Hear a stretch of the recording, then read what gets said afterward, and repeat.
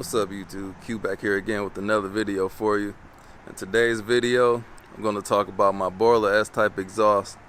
See, I had a video where I got it installed, the Borla S type and the H pipe, two separate videos, and that only showed just the initial install. So if you don't know, the exhaust takes a little while to break in after it's installed. So I've had that installed for a few months now. So I'm going to go ahead and give you guys my honest opinion, what I think of the Borla S type. So before we jump into the video, make sure you give this video a like, comment, subscribe to the channel. Really helps me out. Be greatly appreciated. So let's start the video off with a cold start. Let's hop into it.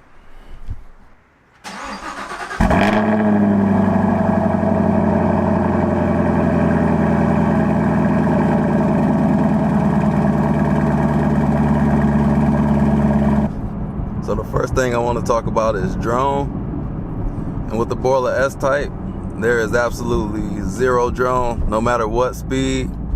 It's just no drone at all. They did a very good job at that. So you get a high quality exhaust and no drone whatsoever, any speed, never heard any type of drone at all. So you can cruise around slow, cruising around fast, no drone. And this advertises no drone, and it's 100% fact that there's zero drone at all, even with my H pipe on here. So the second thing I want to talk about is the quality of the exhaust. Just the fit and finish of everything with it, it is top notch. There's no defects at all when it came shipped. I got the MPP valve so I can open and close it. When you go for like touring and snow and ice mode, sport and track mode, it's basically dual mode exhaust. So that's what MPP is, in case you don't know. So fully open, it gets loud. Closed, it's pretty much like stock when it's closed. So I only do that when I start it up in the morning. But just taking a look at the exhaust, it's not even clean right now, but got like a little nick on there. Let me see. Oh, that wiped off. It's actually a couple scratches on here, but it's all good. For the most part, it still looks pretty good. And the sound quality has improved since I got it installed, so I'm happy with that. But there was a scratch on the bottom side of one of these. I'm not sure which one it is. And I can't see up under here now, so it probably looks horrible down here. But yeah, this is basically what you get. Just this muffler. And I got the carbon fiber tips and this MPP right here. This is the module that makes it open and close.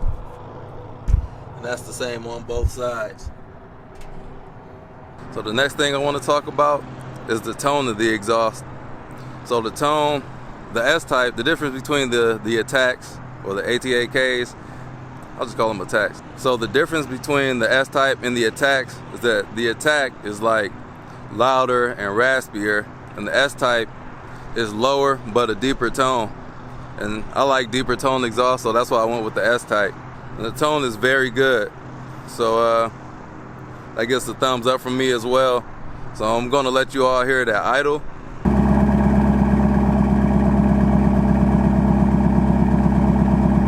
And I can do a warm start as well. So let's take a listen to it now.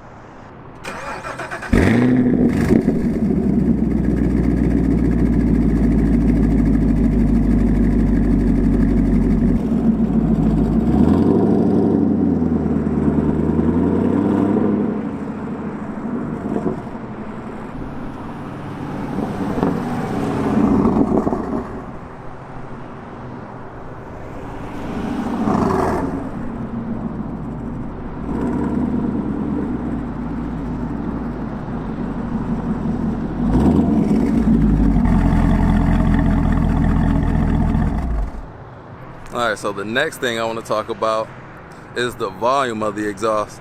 And this is where I'm most critical at, because this exhaust here, the carbon fiber tips, the MPP, it takes it from like, I believe the original cost without all that, just the standard Borla S type, was maybe 1100 or 1300. They have a couple different models. With the black tips, it was 1300. Chrome tips, it was like 1100.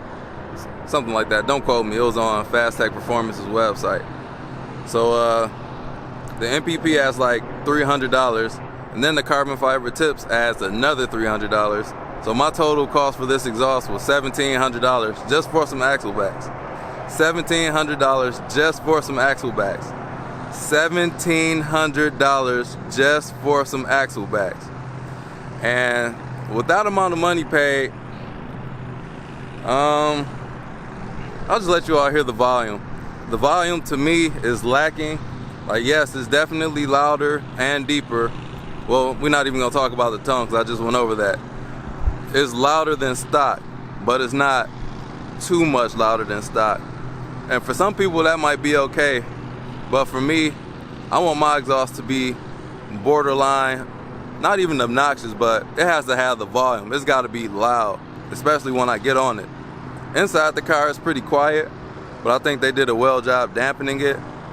But let's just go on a short ride and I can let you all hear the exhaust for what it is. This is where I nick it. And this is why I got the H-pipe, because it wasn't loud enough to my liking. And I'm still considering getting headers because I still don't think it's loud enough.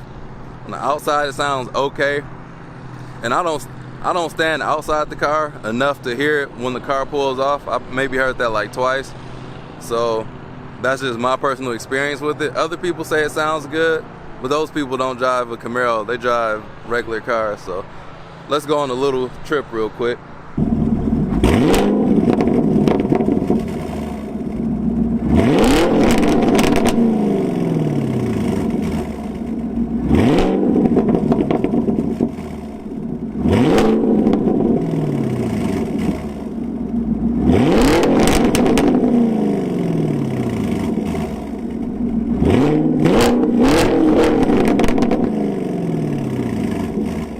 Alright, so the pops in here are really good, and that did get amplified with the Borla exhaust. So I'm going to demonstrate that as soon as I make this turn.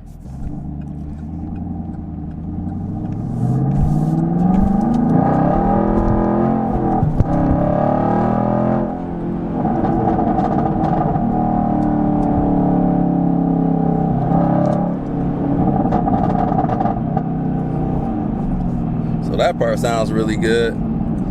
Even with the windows down, it's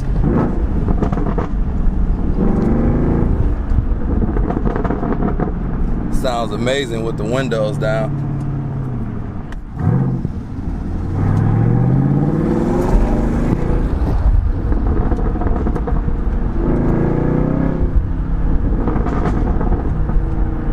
See if you can hear it with the windows all the way down.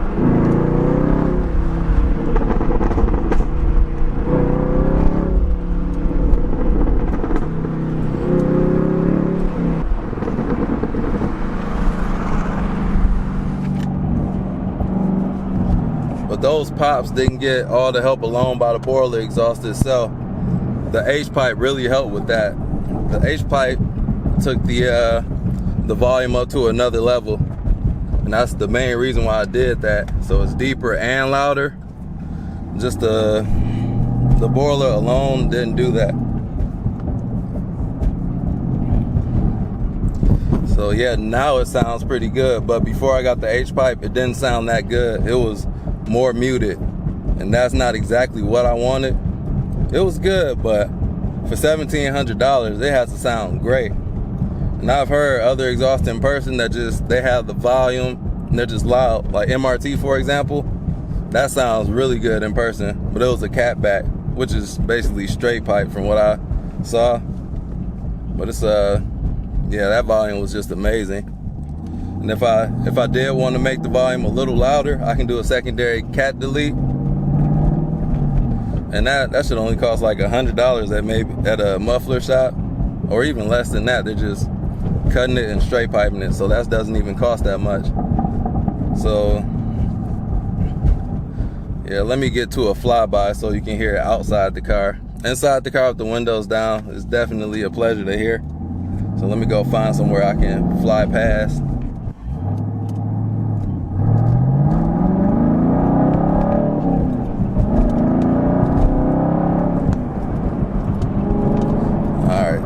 third to second.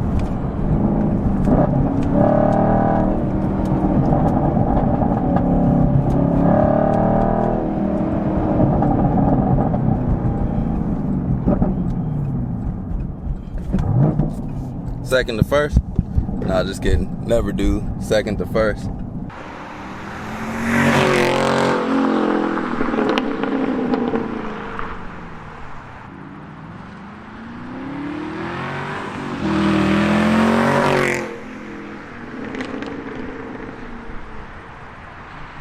Alright, so this brings me to the next point before I wrap it up. Is this a value? And I can honestly say, absolutely not. There is no value about $1,700 for an axleback. That's more than headers. That's more than some catbacks too.